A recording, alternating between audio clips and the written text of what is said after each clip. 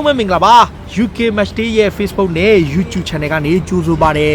ဒီကနေ့ရဲ့စိတ်ဝင်စားစရာနောက်ဆုံးရအားကစားသင်းတွေကိုတင်ဆက်ပေးဖို့ချိန်ကြောက်လာပါပြီအခုကတော့ကျွန်တော် Arsenal သင်းရဲ့ဒီ Emirates Queen ကနေတင်ဆက်ပေးနေတာဖြစ်ပါတယ်ဆိုတော့နောက်ဆုံးရအားကစားသင်းတွေကိုကြည့်ရမယ်ဆိုရင်တော့နမေကျော် PSG ရဲ့ Superstar နီမာကလက်ရှိသူ့ရဲ့ sponsor ဖြစ်တဲ့ Nike နဲ့စာချုပ်တက်တန်းအဆုံးသတ်ပြီးတော့ Puma ကိုပြောင်းလိုက်ပြီးပြောင်းလိုက်တာကဟိုတလောတုန်းကတော့ officially Brazil media မှာဖော်ပြထားပေမဲ့အခုကတော့ official ဖြစ်ပါပြီ Puma ကသူ့ကိုစာချုပ်သစ်ချုပ်ဆိုပြီးတော့တစ်နှစ်ကိုပေါင်23တန်းဒါဟာနီမာအတွက်ဥရောပဘောလုံးလောကထူးသဖြင့်ခရစ္စတီယာနိုရိုနယ်ဒိုတို့လီယိုမက်ဆီတို့တက်ကြောပြီးတော့ပူမာရဲ့ record breaking deal ဟာသူ့အတွက်ကမ္ဘာမှာဒီ sponsor ကြီးအများဆုံးရတဲ့ကစားမအဖြစ်မှတ်တမ်းဝင်သွားပါပြီနီမာရဲ့တန်ကြီးကဒီပူမာနဲ့ချုပ်တဲ့စာချုပ်အရဖနက်တို့ဘာလို့ပူမာရဲ့အမှတ်တစိတ်တွေအားလုံးကိုဝေးရမှာကိုသူကတစ်နှစ်ကိုပေါင်23တန်းရမှာပါတစ်ဖက်မှာခရစ္စတီယာနိုရိုနယ်ဒိုထက်သူက8တန်းပိုများတယ်မက်ဆီတက်10တန်းပိုများတယ်ဆိုတော့မက်ဆီကတစ်နှစ်ကိုပေါင်23တန်းရိုနယ်ဒိုကတော့15တန်းပတ်ဝန်းကျင်ရတာပေါ့ဆိုတော့ဒါကိုကြီးချင်းအဖြစ်နေမှာဟာလက်ရှိဘောလုံးလောကရဲ့ Nike ကပေးတဲ့ sponsor ကိုကြောပြီးတော့ပူမာနဲ့လက်တွဲတဲ့အတွက်23တန်းထိရရှိသွားပြီဖြစ်ပါတယ်အငှားနဲ့ပြောင်းလာတဲ့ Gareth Bale ကစပါတင်မှာကျောင်းနံပါတ်9ဝင်မှာပါခေါ်ပိုင်းတော့နံပါတ်3ဝင်မယ်ဘာညာပြောတာပေမဲ့ Gareth Bale ကနံပါတ်9ဝင်မှာပါ Gareth Bale အနေနဲ့စပါကိုပြောင်းလာတဲ့အခါမှာစပါအသင်းရဲ့ dimension စပါအသင်းရဲ့ကစားပုံကစားကွက်ကအစတိတိတတ်တော့ပြောင်းသွားပြီဆိုပြီးတော့ Mourinho ကတော့ပြောထားတယ် Gareth Bale အနေနဲ့ Real Madrid ကအမှန်တိုင်းပြောရင်သူ့ရဲ့လောက်ခလာစာကပေါင်6သိန်းခွဲထိရတာဗျဆိုတော့ Real Madrid က3သိန်း2000ခွဲပေးတယ် Tottenham Hotspur က3သိန်း2000ခွဲဒီ3သိန်း2000ခွဲဟာ Premier League မှာဒါဗစ်ဒဟဲရတဲ့လောက်ခလာစာနဲ့တူတူပဲဒါဆိုရင် Premier League ရဲ့အများဆုံးရတဲ့ထိပ်ဆုံး3ထဲမှာပါဝင်လာပြီ Gareth Bale ကို Tottenham Hotspur ကနောက်ထပ်တရားဒီအငှားထပ်ခေါ်ဖို့ဟိုပါတခါတည်းထပ်ပြီးဆွေးနွေးနေတယ်ဒီချိန်ထဲမှာပဲလူငယ်ကစားမလေး Reguilon ကတော့ပေါင်29တန်းနဲ့ပြောင်းရွှေ့လာခဲ့တာပါဒါ Tottenham Hotspur အတွက်တော့တကယ့်ကိုကောင်းမွန်တဲ့တစ်ခုခေါ်ခဲ့တာပါဆိုတော့ Real Madrid က Reguilon ကိုဘာကြောင့်လက်လွတ်လဲဇီဒန်ကတော့ပြောထားပါတယ် Reguilon ဟာပြီးခဲ့တဲ့ရည်မှာခြေစွမ်းပြခဲ့တဲ့ Europa League မှာလည်းအောင်မြင်ခဲ့ပေမဲ့ကျွန်တော်အသင်းမှာဘယ်နောက်ခံလူဖြစ်မန်ဒီနဲ့မာဆယ်လိုရှိတဲ့အတွက်ကြောင့် Reguilon ကိုထွက်ခွာခွင့်ပေးဖို့ဆုံးဖြတ်ခဲ့တယ်လို့သူကတော့ပြောထားတယ်လက်ရှိနေထားရပါးကိုရောက်သွားတဲ့အတွက် congratulation ပါအောင်မြင်မှုတွေရရှိပါသလိုသူကတော့ဆုတောင်းပေးထားတယ် Premier League မှာပဲအခုရာသီအဖွင့်မှာရှုံးသွားတဲ့ Manchester United ကအဲ့ဒီဘက်မှာ controversial ဖြစ်နိုင်တဲ့အငင်းပွားပွဲရ penalty ပေးခဲ့ရတယ်အဲ့ဒီ penalty ပေးခဲ့ရတာနဲ့ပတ်သက်ပြီးတော့ပြည်သက်တွေရော VR ရောအားလုံးအငင်းပွားပွဲဖြစ်တဲ့အပြင်ဒါဗစ်ဒဟဲရကအဲ့ပွဲမှာဆေးလိုက်တယ် Jordan Ayew ရဲ့ penalty ကိုဆေးပေမဲ့အဲ့ penalty ကကန်ဆိုးသွားတယ်ပဲစီးလေးနည်းနည်းလေးကြော်နေလို့ဆိုပြီးပြန်ကန်ကိုင်းရမှာဇာဟာကန်သွင်းသွားတယ်ဒါဆိုတော့ဒဟဲရအနေနဲ့ Premier League ပြိုင်ပွဲမှာ penalty 18လုံးနောက်ဆုံး penalty 18လုံးမှာလုံးဝကိုဆေးနိုင်ခြင်းမရှိဘူးသူနောက်ဆုံးဆေးခဲ့တာက2014ခုနှစ်မှာ Leighton Baines ရဲ့ penalty ကိုဆေးခဲ့တာဆိုတော့ Leighton Baines ရဲ့ penalty ကိုဖမ်းခဲ့ကာကွယ်ပြီးရဲ့နောက်ပိုင်းမှာဒဟဲရအနေနဲ့ခုထက်ထိ18လုံးဇက်တိုက်ကာကွယ်နိုင်ခြင်းမရှိသေးဘူးဖြစ်တယ်နောက်တစ်ခုကတော့အခု Manchester United ရဲ့ဇာမာအသစ်ဖြစ်တဲ့ Donny van de Beek ကကလပ်တင်းတွက်ခြေပါကိုတကူသွင်းခဲ့တယ်သူသွင်းခဲ့တဲ့ဂိုးက United ရဲ့ရောက်20မြောက်ပွဲဥအတွက်မှာဂိုးသွင်းတဲ့ကစားမအဖြစ်မှတ်တမ်းဝင်တယ်ဒါအပြင်အရန်ကနေပွဲထွက်လာပြီးတော့မှပွဲဥအတွက်မှာအရန်ကနေဂိုးသွင်းတဲ့10ရောက်မြောက်ကစားမအဖြစ်မှတ်တမ်းဝင်ပါတယ် Donny van de Beek ကတော့ United မှာပထမဆုံးပွဲမှာပဲတော်တော်လေးကိုခြေစွမ်းပြပြီးတော့ကစားပုံလေးတွေမဆိုးဘူးဗျသူကအားကိုးရမယ့်အနေထားဆိုတော့အဖွင့်ပွဲမှာရှုံးသွားတဲ့ Manchester United အတွက်လုံးဝ pressure များတဲ့အချိန်အဒူကဘာပြောလဲဆိုတော့ကျွန်တော်တို့အနေနဲ့လက်ကျန် Hotspur ကိုအစွမ်းကုန်ကြိုးစားနေတယ်ဒရာမတွေကိုမရအောင်ခေါ်မယ်လို့တော့ပြောထားတယ်သူတို့အနေနဲ့ဘယ်လိုလဲမိုးဆိုင်နေဖြစ်မယ်အောက်တိုဘာ9ရက်နေ့မတိုင်မီမှာကလပ်အသင်းဘက်ကလူချင်းတဲ့ကစားမတွေရအောင်ခေါ်မယ်လို့ပြောထားတယ်ဂျေဒန်ဆန်တိုရဲ့အပြောင်းရွှေ့ကိုလည်းယုံကြည်မှုအပြည့်ရှိနေတယ်လို့ပြောထားတယ်ဘရီရှာဒေါ့မန်တောင်းထားတဲ့108တန်းကိုသူတို့ဘက်ကပေးမဲ့ပုံစံမျိုးဖြစ်သွားတာဘာကြောင့်လဲဆိုတော့ဒီပွဲရှုံးသွားတာလည်းပါတယ်ဗျဆိုတော့တစ်ချိန်တည်းမှာဆိုရှာအနေနဲ့လည်း Alex Telles ကို9နှစ်စာချုပ်တဲ့သဘောတူထားတဲ့အကြောင်းကိုအရေးမှုပြောထားတာပဲဖြစ်တဲ့အခါ United အနေနဲ့မကြာမီချိန်တွင်းမှာကစားမ2ယောက်လောက်ရောက်ရှိလာနိုင်ဖို့ရှိတယ်ဗျတစ်ချိန်တည်းမှာ Manchester United ရဲ့နောက်ခံလူ Chris Smalling ကို Inter Milan က105နဲ့ကန်လန်ထားပါတယ်ဒီအန်တိုနီယိုခွန်တေကတပတ်လောက်ခပေါင်3,200နဲ့12လစာချုပ်နဲ့ကန်လန်ထားတာကို Manchester United က reply လုပ်ရမယ့်အနေထားကိုသူတို့စောင့်ကြည့်နေပါတယ်လာလီဂါပြိုင်ပွဲရဲ့ဥက္ကဋ္ဌဖြစ်တဲ့ Tevez ကဘာပြောလဲဆိုတော့ Leo Messi အသင်းမှာဆက်ရှိတာဟာသူတို့ပြိုင်ပွဲခုလုံးတော်တော်လေးကိုစိတ်အေးသွားခဲ့ရတယ်လို့ပြောထားတယ် Messi ဟာလာလီဂါပြိုင်ပွဲရဲ့ပုံရိပ်ဖြစ်လို့သူ့ကြောင့်နိုင်ငံတကာပရိသတ်တွေအများကြီးကြည့်ရှုနေတဲ့အတွက်ကြောင့် Messi ထွက်သွားမှာကိုဘလိုလားခဲ့လို့သူတို့အနေနဲ့လုံးဝတားဆီးခဲ့ရတယ်လို့ဝန်ခံခဲ့တယ်အခု Messi ကိုရာသီကုန်ထိဆက်ရှိမှာဖြစ်တဲ့အတွက်ကြောင့်သူတို့အနေနဲ့စိတ်အေးရသလို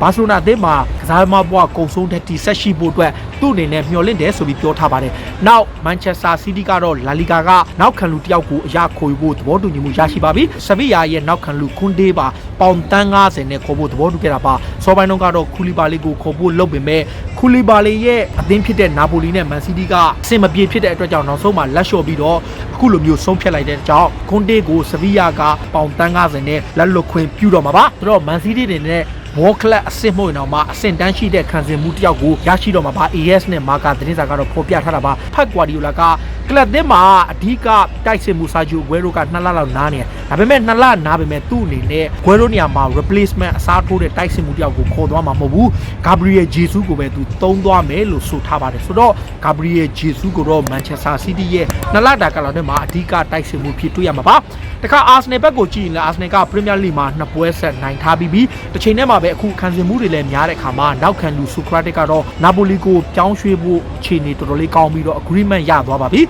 ဆိုတော့အီတလီမီဒီယာနဲ့လာဂဇက်တာဒဲလိုစပေါ့မှာတော့ဆူခရတစ်ကနာပိုလီကိုပြောင်းဖို့သဘောတူသွားပြီးဒါပေမဲ့ခူလီဘာလီရဲ့အနာဂတ်ကတော့မရေရာမသေးချာပဲရှိသေးတယ်ဒါပေမဲ့ဆူခရတစ်ကိုတော့နာပိုလီဘက်ကရပြီဆိုပြီးတော့အဲ့ဘက်ချမ်းမှာတော့ပေါ်ပြထားတဲ့အာဆနယ်နဲ့သူတို့ကြားမှာယူရို9သန်းနဲ့10သန်းကြားနဲ့သဘောတူတယ်ပြောထားတယ်ဗျအာဆနယ်အသင်းကအခုလောဆယ်မှာ transfer remaining ရက်တွေမှာtarget 4ယောက်ထားတယ်ကျွန်တော်ခုနပြောတဲ့ဂိုးသမားပေါ့ Iceland လူငယ်ဂိုးသမားလေးကိုတော့တေချာပေါက်ခေါ်ထားမှာပြီးတော့မှ Brentford ရဲ့ဂိုးသမား Raya ကို10သန်းလောက်နဲ့ကန်လာပြီးတော့မရရအောင်တော့ကန်လာနေစေဒါအပြင် Hassan Awan နဲ့ Thomas Partey တို့2ယောက်ကိုလည်းသူတို့အနေနဲ့ remaining target ထားရတယ်ဆိုတော့ဒီကစားမ2ယောက်ကိုသာရောက်လာခဲ့ Arsenal ရဲ့ကွင်းလယ်ပိုင်းတည်သက်သာအားတက်နိုင်တယ်ဒါပေမဲ့တေချာတော့လက်ရှိအနေထားရရှိတဲ့ကစားမတွေကိုလည်းရောင်းချရမယ့်အနေထားကြောင့်သူတို့အနေနဲ့1ယောက်လောက်တော့ရနိုင်မှုအနေထားပါ Arsenal တင်းကလက်ကဆက်ကဟိုတနေ့က Premier League ပွဲမှာတွင်းကို90ပြည့်သွားခဲ့တဲ့ Watson တဲ့ပွဲမှာဘာမီယန်ပေးတာကနေခေါင်းတိုက်သွင်းခဲ့တာပ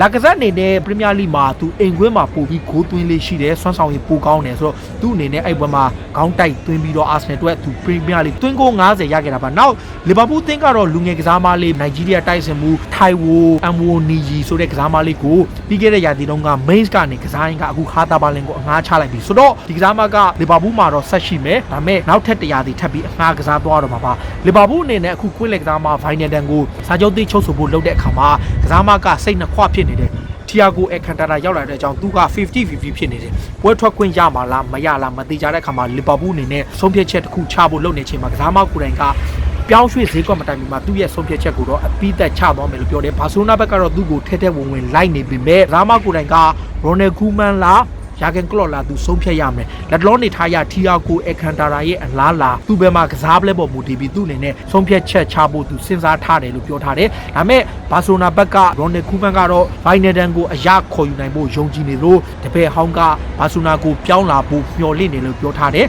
နောက်တစ်ခုကအခုလီဗာပူးဘက်ကလည်းသူ့ကိုစာချုပ်သိချုပ်ဆိုနိုင်ဖို့ယုံကြည်မှုအပြည့်ရှိနေတယ်နောက်ချယ်ဆီကလည်းဂိုးသမားမန်ဒီကိုယူရို24သန်းနဲ့ခေါ်ပြီးတဲ့အချိန်မှာဖတ်မှာဖက်တဲ့ချက်က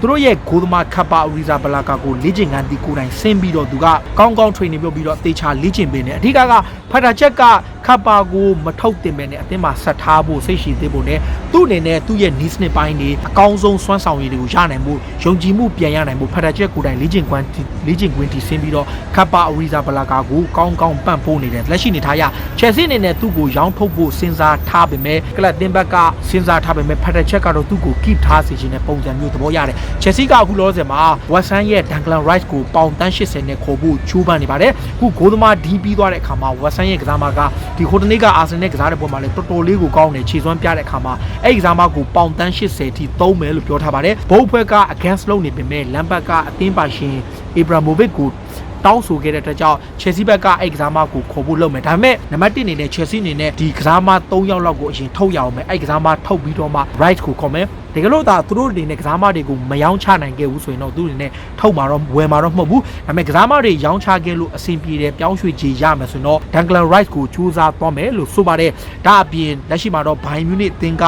Thiago Alcantara ကိုဆုံးရှုံးထားပေမဲ့ Mario Götze ကိုခေါ်မယ်ဆိုတဲ့သတင်းတွေကိုတော့ပြန်လဲညှင်းဆန်ထားတယ်ဘာကြောင့်လဲဆိုတော့ Mario Götze ကဘိုင်ယန်ကထွက်လာခဲ့ပြီးတော့မှ Dortmund ကိုပြောင်းသွားသလို injury တွေဖြစ်နေတာကသူတို့အတွက်လုံလောက်မှုမရှိတဲ့အခါမှာသူတို့အနေနဲ့ခေါ်မှာမဟုတ်ဘူးဒီနေရာမှာ Tuliso လည်းရှိတယ်နောက် grass ကလည်းရှိတဲ့အခါမှာသူအနေနဲ့အစားထိုးမှာမဟုတ်ဘူးဆိုပြီးတော့ပြောထားပါတယ်ဆိုတော့ဒါကဘိုင်ယန်ဘက်ကပါ Paris Saint-Germain ကတော့အခုလောလောဆယ်မှာဝန်ဘနာနာသွားတဲ့အကြောင်း Alex Telles ကို United လက်ထက်ကအရခေါ်ယူနိုင်မှုကြိုးပမ်းနေစေဖြစ်တဲ့ United အနေနဲ့50-50ဖြစ်နေတဲ့အချိန်မှာသူတို့အနေနဲ့နောက်ထပ်ဘယ်နောက်ခံလူတယောက်ကိုလည်းရှာဖွေနေပါတယ်ဆိုတော့ PSG ကအခုလောလောဆယ်မှာပြင်သစ်လိမှာ struggle ဖြစ်နေတဲ့3ပွဲကပ်ပြီးတဲ့ချိန်မှာ2ပွဲရှုံးနိုင်ထားတဲ့ပွဲကလည်းတပွဲကိုကပ်ပြီးနိုင်ထားတာဆိုတော့ PSG အနေနဲ့အသစ်ပြန်လဲတည်ဆောက်ရမယ်အသင်းကောင်းဆောင် Thiago Silva မရှိတဲ့အတွက်ခံစစ်မှုတယောက်လောက်ကိုသူတို့ target ထားနေတယ်တကယ်လို့များ Man City ဘက်ကကူလီဘာလီကိုမခေါ်ခဲ့ရင်သူတို့အနေနဲ့ကူလီဘာလီကိုဂျိုးပန်းသွားဖို့အစီအစဉ်တွေရှိတယ်ဒါလက်ရှိနေထားရ PSG ဘက်ကကူလီဘာလီကိုစောင့်ကြည့်နေတာပါ RB Leipzig ကတော့ဒေးယော့ဥပမခါနိုကိုစာချုပ်သစ်ချုပ်ဆိုထားသည့်တိုင်အောင်ဘယ်ကလပ်အသင်းကမှဝယ်မရောင်းဘူးလို့ပြောထားတယ်ဒေးယော့ဥပမခါနိုကလည်းထိပ်တန်းကလပ်တွေကစောင့်ကြည့်နေတယ်အထူးဖြင့် Manchester United ကဂန်ဝင်နောက်ခံလူ Gary Neville ကဒေးယော့ဥပမခါနိုကိုခေါ်ပါ Harry Maguire နဲ့တွဲမဲ့ခံစစ်မှုကိုခေါ်ပါလို့ပြောထားပေမဲ့ RB Leipzig ကတော့သူတို့ရဲ့ကစားမကိုဆက်ထိန်းထားနိုင်မှုယုံကြည်နေတယ်ဆိုတဲ့အကြောင်းပြောထားတာပါ Atletico Madrid ကလည်း Luis Suarez ရဲ့အပြောင်းရွှေ့မှာသူတို့အနေနဲ့ Edinson Cavani ကိုလည်းလိုချင်တယ် Luis Suarez ကိုလည်းလိုချင်တယ်သူတို့အနေနဲ့ရွေးချယ်ရခတ်နေတယ် Diego Simeone က COVID ဖြစ်လို့သူကအသင်းကို in charge မလုပ်နိုင်လို့ assistant နီးပြားကသူတို့အသင်းကိုတာဝန်ယူမယ်ဒါပေမဲ့လက်ရှိနေထားရ Atletico Madrid အသင်းဟာ Luis Suarez နဲ့ Edinson Cavani နှစ်ယောက်ထဲကတယောက်ကိုအရခေါ်ယူဖို့ဂျိုးပန်းနေတယ်ဆိုပြီးတော့ AS တို့မာကာသတင်းစာတွေမှာဖော်ပြထားပါတယ်။ Now Cristiano Ronaldo ကတော့အခုကလပ်သင်းရဲ့ဒီတိုက်စစ်အတွဲပေါ်ဖြစ် Suarez ပဲဖြစ်ဖြစ် Edin Dzeko ပဲဖြစ်ဖြစ်ဘသူပဲဖြစ်ဖြစ်သူ့အသင်းနေနဲ့မဖြစ်မနေတိုက်စစ်မှုတယောက်တော့လိုအပ်တယ်။လာမယ့်ရာသီသူတို့ရဲ့ Serie A ပြိုင်ပွဲတာမက Champion League ပြိုင်ပွဲမှာပါအောင်ပွဲခံနိုင်မှုသူတို့အနေနဲ့အထောင်တိုက်စစ်မှုတယောက်လိုအပ်တယ်ဆိုပြီးကလပ်သင်းကိုတောင်းဆိုထားတယ်။ဆိုတော့ Andre Pirlo နဲ့Juventus ရဲ့အသင်းရဲ့အခြေအနေနဲ့ Juventus ရဲ့အလားအလာတွေကိုလည်းစောင့်ကြည့်ရမှာပါဒါကစိတ်ဝင်စားစရာနောက်ဆုံးရအားကစားသတင်းတွေကိုတင်ဆက်ပေးတာပါဒီစီဇန်ကိုတော့လန်ဒန်မြို့ရဲ့ Arsenal ရဲ့ Emirates Queen ကနေတင်ဆက်ပေးတာပါပရိသတ်တွေအနေနဲ့ဝင်ရောက်ကြည့်ရှုအားပေးကြတဲ့သူတွေအားလုံးကိုလည်းကျေးဇူးတင်ပါတယ်ကွန်မန့်မှာလည်းဝင်ရောက်မှတ်ချက်ပေးရေးသားကြပါလို့တောင်းဆိုရင်းနဲ့ဒီကနေ့အစီအစဉ်ကိုဒီမှာပဲဆုံးသက်ပါစေအားလုံးကိုကျေးဇူးတင်ပါတယ်ဗျ